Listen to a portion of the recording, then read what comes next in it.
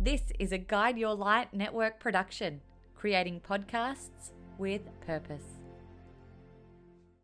Long before you've handed a child a device, and this is going to shock people when I say this, but from about 2 years of age, you need to start having conversations with the children around a range of topics, things like body safety, using the correct names for body parts, safe, unsafe touch, all of the things that scaffold. There's so many conversations that happen in everyday moments that you can have that then when it comes to a 12, 13, 14-year-old, it's so easy to have harder conversations because you've always had them, right? Welcome to the Things You Can't Unhear podcast. I'm your host, Maritza Barone. Get ready to hear moments that will help you to see the world differently and inspire you to become the happiest, healthiest, and kindest version of you. Today, we're diving into a topic that I think is super important for every parent in the digital age: how to protect our children from the dangers of the internet. Now, the internet is here to stay, and it's something that we need to navigate as parents. And I think as each age group changes in the parenting journey, there's a whole new set of tools that we need to adopt.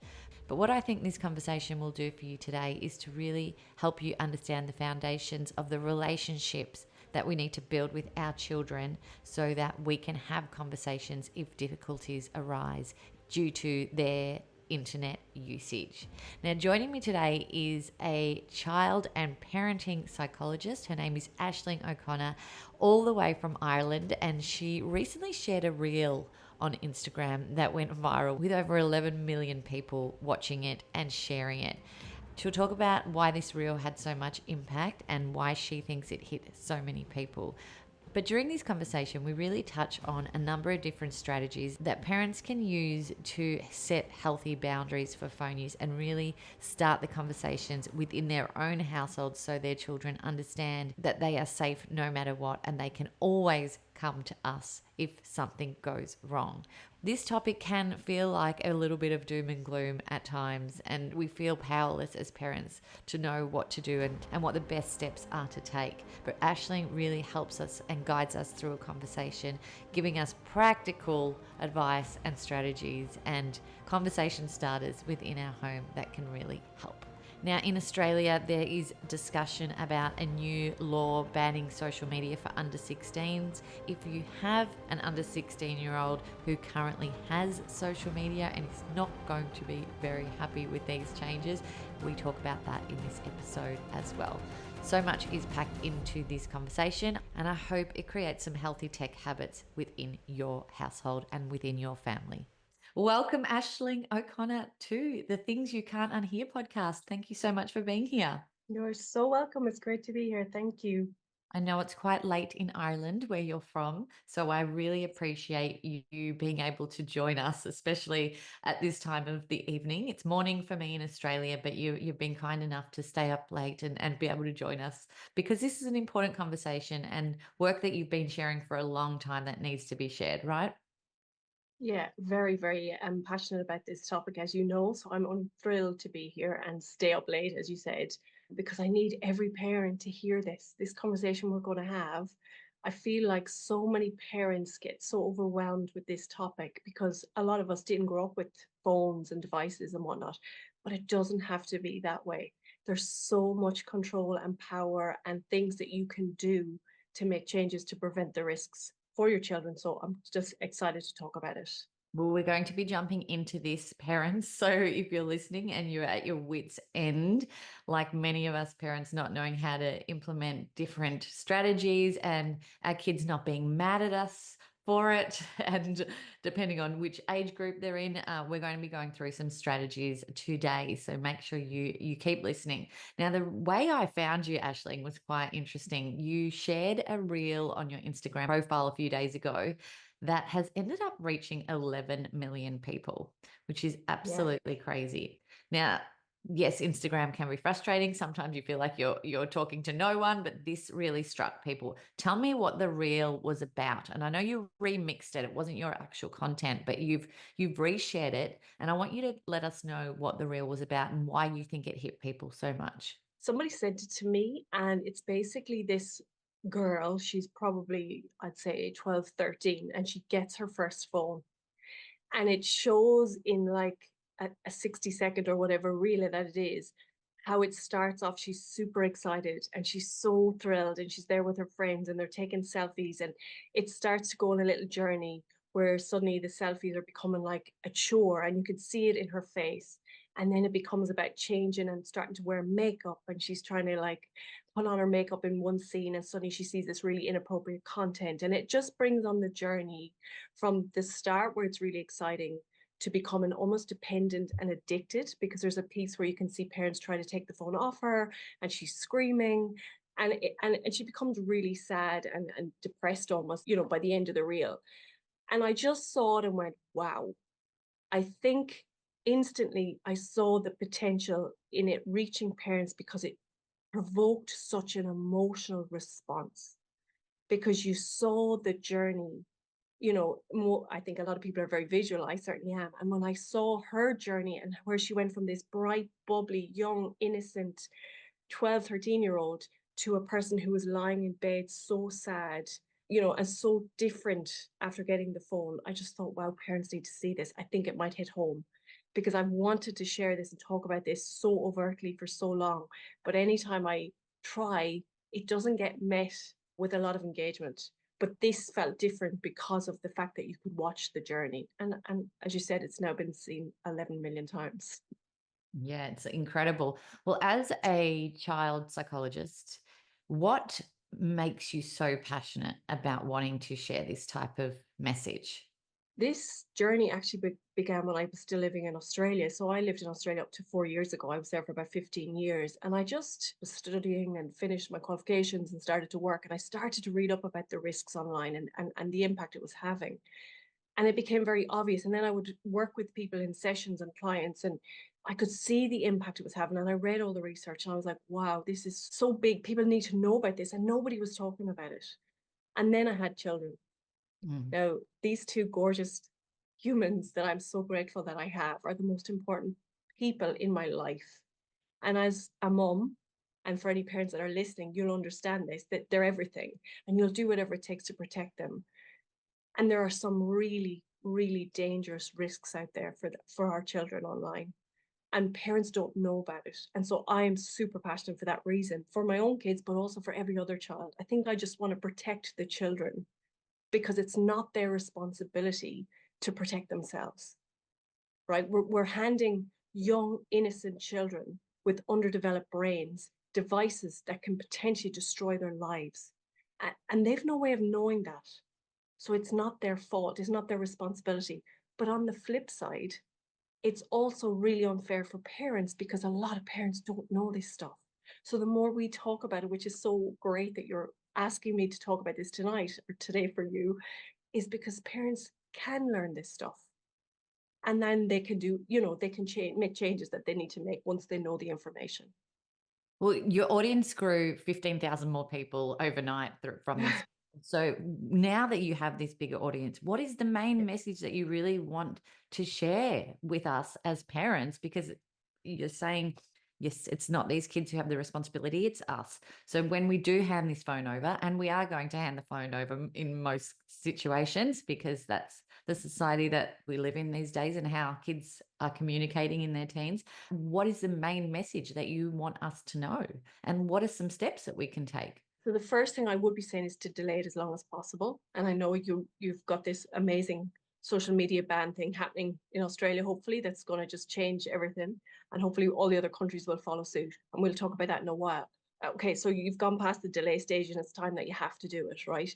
Long before you've handed a child a device. And this is going to shock people when I say this. But from about 2 years of age, you need to start having conversations with the children around a range of topics, things like body safety, using the correct names for body parts, safe, unsafe touch, all of the things that scaffold. There's so many conversations that happen in everyday moments that you can have, that then when it comes to a 12, 13, 14-year-old, it's so easy to have harder conversations because you've always had them, right?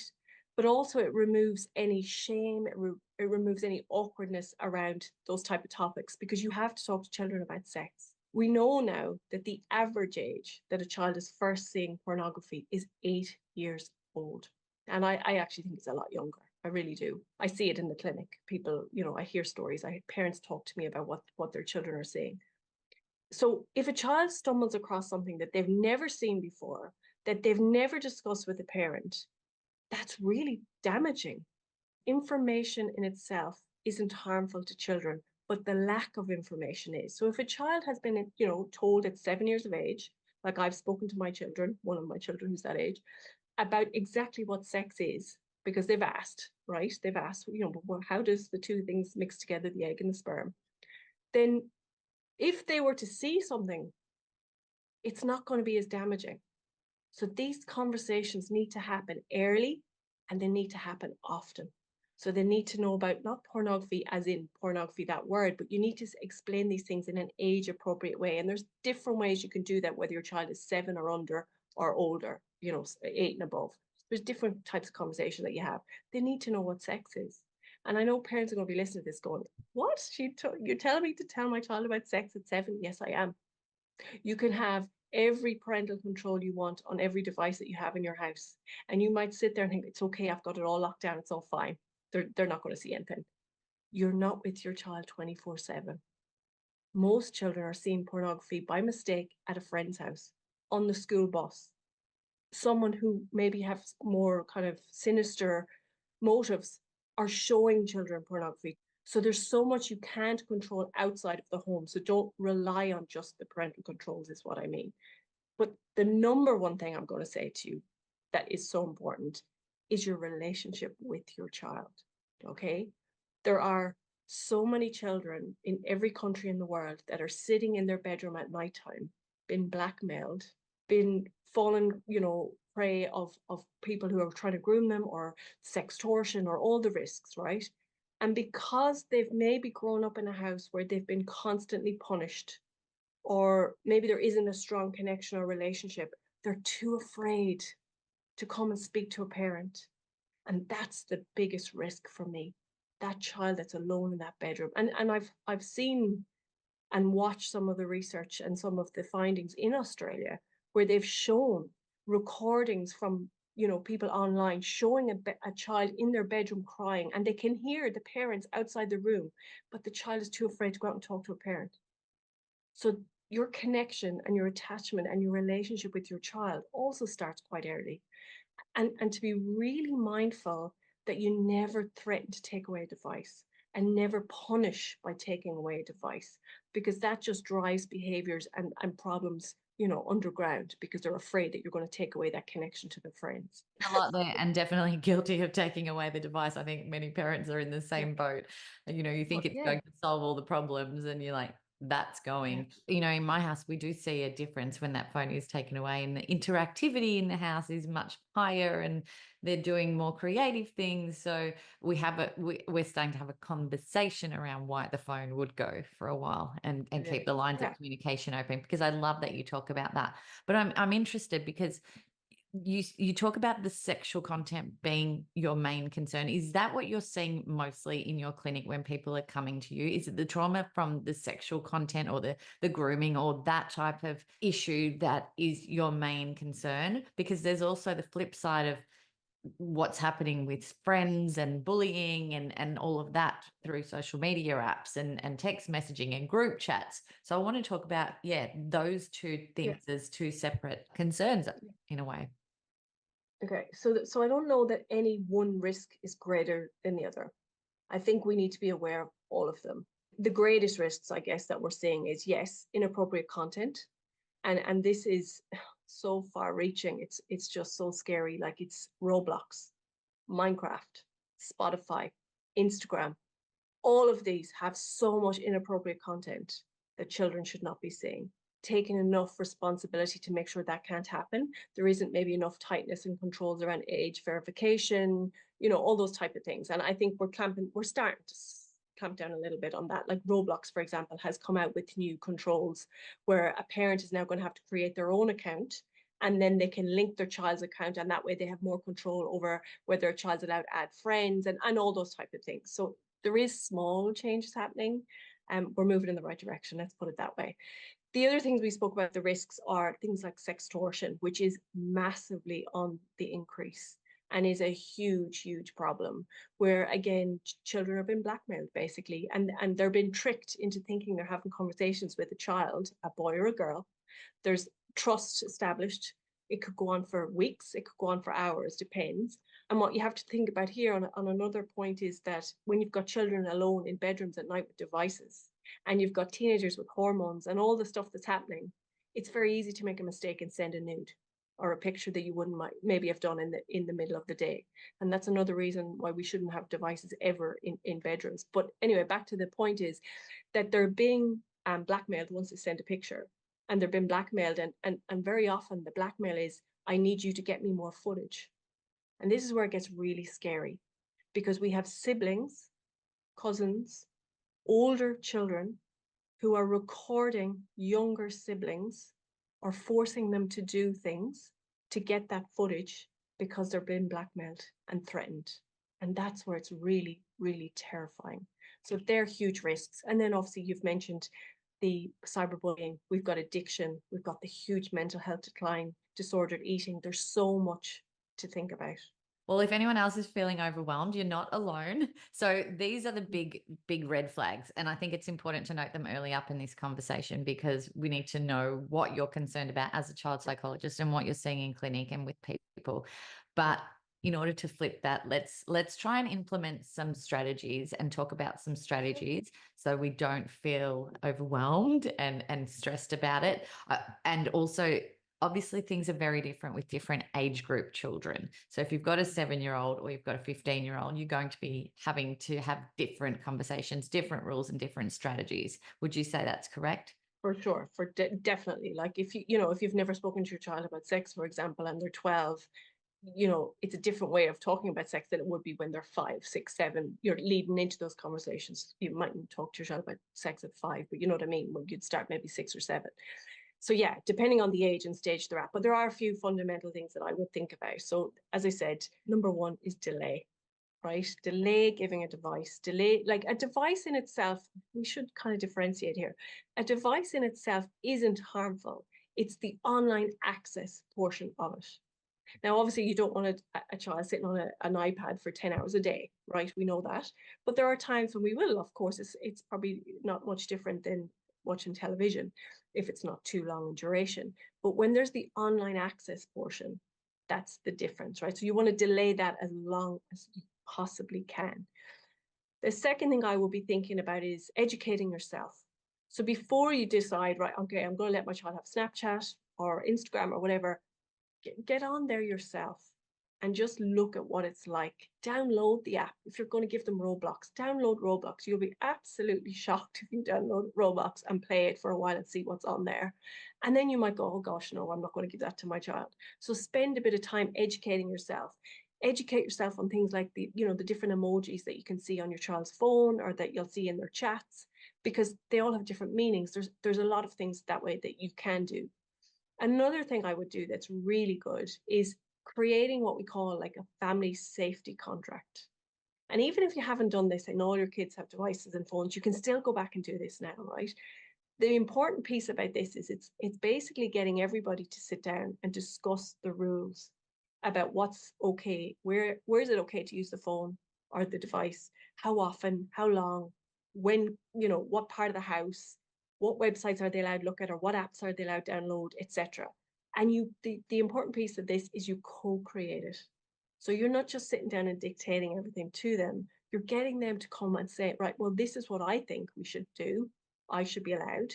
And then you'll come back with your point, and you know what I mean? You work that out together, because we know then we've got a lot more buy-in if they're co-creating it with us.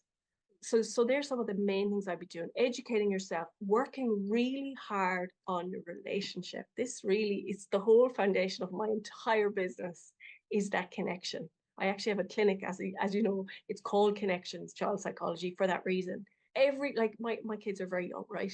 But they have been brought up, and this goes back to my own childhood. There was a situation, which I will not go into, but there was a situation I found myself in when I was quite young.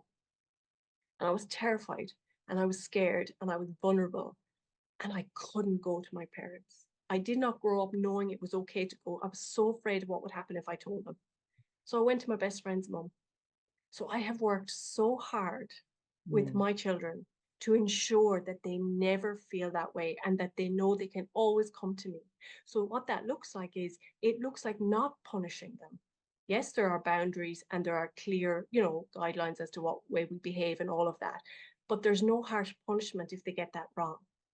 Every now and then I'll sprinkle into a conversation. I'll say, is there anything that you think that maybe I haven't been doing so great as your mum this last while? So I'm listening. I mightn't agree with what they say, but I'm listening to their feedback so that they feel like, okay, you see me, you're hearing me.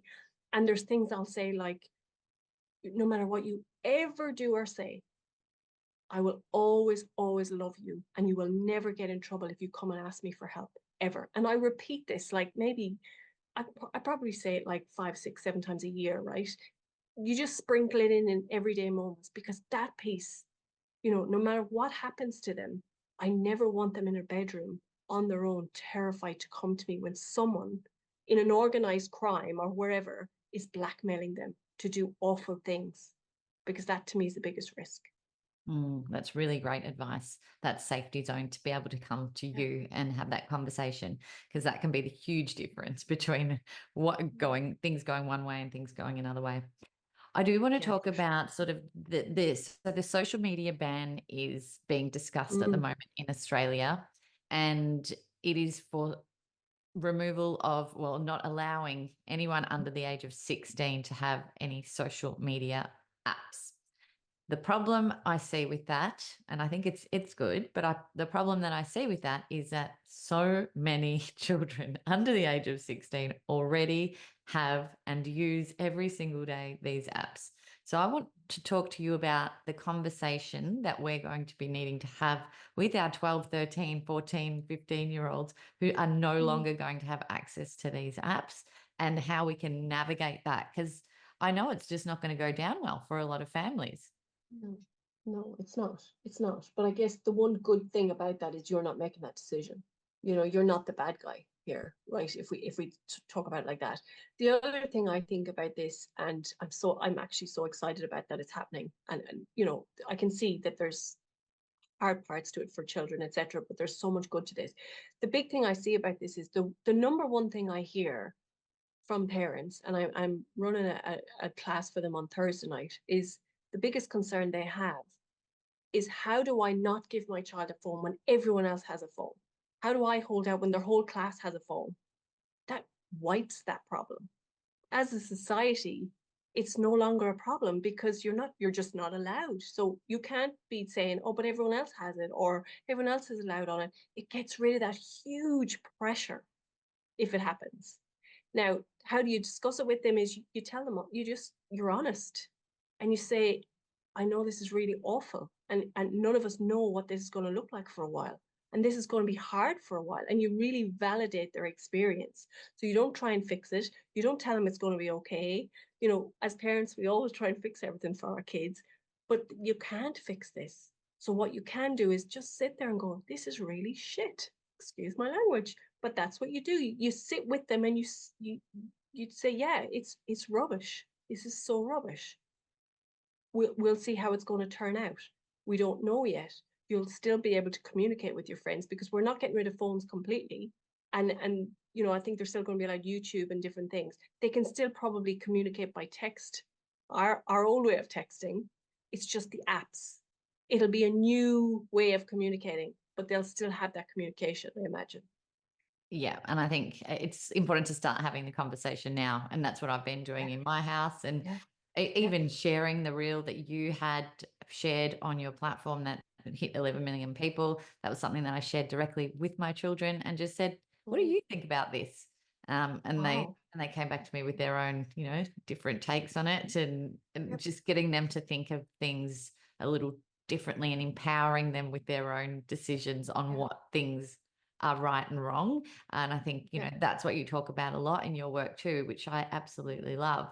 You've got master classes, I think, that really help empower parents as well, don't you? Because I Yeah. think a lot of what you focused on is, the responsibility of the parent and knowing how to react when certain challenges come up in our lives and when in our parenting worlds. And I think what you talk about a lot is how we can be proactive in how we're going to react and not react the way that our parents reacted, or just what we're modeling as what in the household that we grew up in. So tell me a little bit about these masterclasses and why that generational parenting aspect is so important to everything that we do on our own parenting journey. Yeah, so I basically just run masterclasses every couple of months for free. So to get as many parents to learn this information, just to give back a bit. And the one on Thursday is actually about this online safety. But I think what you're talking about is more the kind of intergenerational trauma stuff, right? So we do as we were brought up, right? As you've discussed. And we don't know any different until our awareness is heightened. And so my masterclasses are very much around the fact that firstly, it's not your fault, right? Your body's responding and reacting to how you were brought up. And there's a much deeper level to it. It's not that you're a bad parent. It's not that there's something wrong with you. It's that your body literally responds and reacts in a certain way due to your childhood and your experiences. So that's the first thing. And then I share with parents around how to increase that awareness so that you can create a bit of a pause, so that you don't just react and get very heated or say something. And the third piece to it is so important, is that we're all human, including myself. I still get it wrong. I still stuff up. I still shout sometimes. I still throw the odd threat in there when I know I shouldn't, more than anyone knows they shouldn't.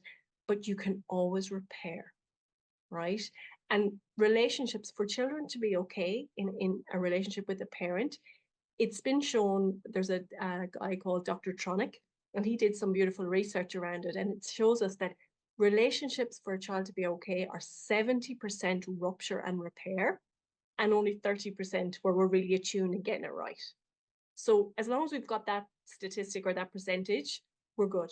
So we don't have to be perfect. We just have to try our best, which I really believe we all are trying to do in what's the most incredibly hard job in the world. Amazing. I love that you offer those for free for all parents to Mm. access when they need to. Tell me about the online safety one that's coming up as well, and when that is Okay. being held. Yeah, so I'm not sure when you're going to air this, but it's actually this Thursday at 9 p.m. my time. So it'll be about 7:30. But anyway, there's a replay for anyone that wants to watch it too. So it's on this Thursday night, and it's basically just going to go through a lot more detail as at what we discussed tonight around the risks and all of the things they can do, starting no matter what age, start today, basically. Whether your child's 12 or 2, there's things you can start to do to make this journey a little bit easier. So I can't wait to do that. We've already got like 1,000 people signed up. Yeah, and it's important to know, I think, that no matter where you are in the phone use journey, this we think you're too far into it, and they're already invested and they're using it here in the bedroom, or they're not using it in the bedroom. There are things that you can do. You're not stuck to those rules, are you? Not at all, 100% not. And you can make like small little changes. Like you're not going to come off the back of a masterclass and start trying to implement all the changes. You're going to pick one small thing and you're going to tweak it slightly for a few weeks. And then maybe you might introduce something else small. But there's so many things you can do, what we call teachable moments, that you can literally just, weave into your day. Like they wouldn't even notice, but you're starting to work on the little changes that need to happen. Well, I'm intrigued, and this will be able to be replayed if people can't make it on Yes. that time. Yeah, as long as you've signed up and registered at the link, you'll get the replay sent straight out after. Amazing. Well, thank you so much for everything that you continue to share. I can see that what you're doing is obviously for the good of everyone out there, and also strengthening the relationships between parents and children, which is the most important part of it. I always ask everyone who comes on the show, what is something that you once heard that you couldn't unhear? And it does not have to be related to what we've been speaking about, but I'm interested to hear about something that maybe stopped you in your tracks and made you see the world differently in some way. Something that came up for me today when I was I'm trying to train for a marathon. Something that came up for me today was around time. And someone said to me about this idea that we all have the same amount of time, and that it's what you put, your energy towards. So like in the last 4 weeks, for example, I've managed to find like 3 hours a week to run, whereas before that I was always telling myself I had no time. So that idea that we actually all have the same amount of time, and it's what you put your energy into that it'll flow. So I think that was important and stuck with me. It is so true, isn't it? And it even relates back to everything that you talked about. Parents might be thinking, I don't have enough time to map this plan out and figure out a phone use plan, a social media plan, and you do, because everyone does have the same amount of time. Yeah, I love it. Aisling, thank you so much for being here and for sharing your message with us today. I would definitely leave all of your contact notes in the show notes so that people can reach out and hopefully access your sessions as well. But your Instagram is also a really great resource of bite-sized content that people can follow you on. So I'll leave that in the show notes as well. Thank you so much. Thanks for listening to the show. What did you think? And what did you feel? Let us know by leaving me a message on the Things You Can't Unhear Instagram community page. And if you can, give us some ratings love on your favourite listening platform.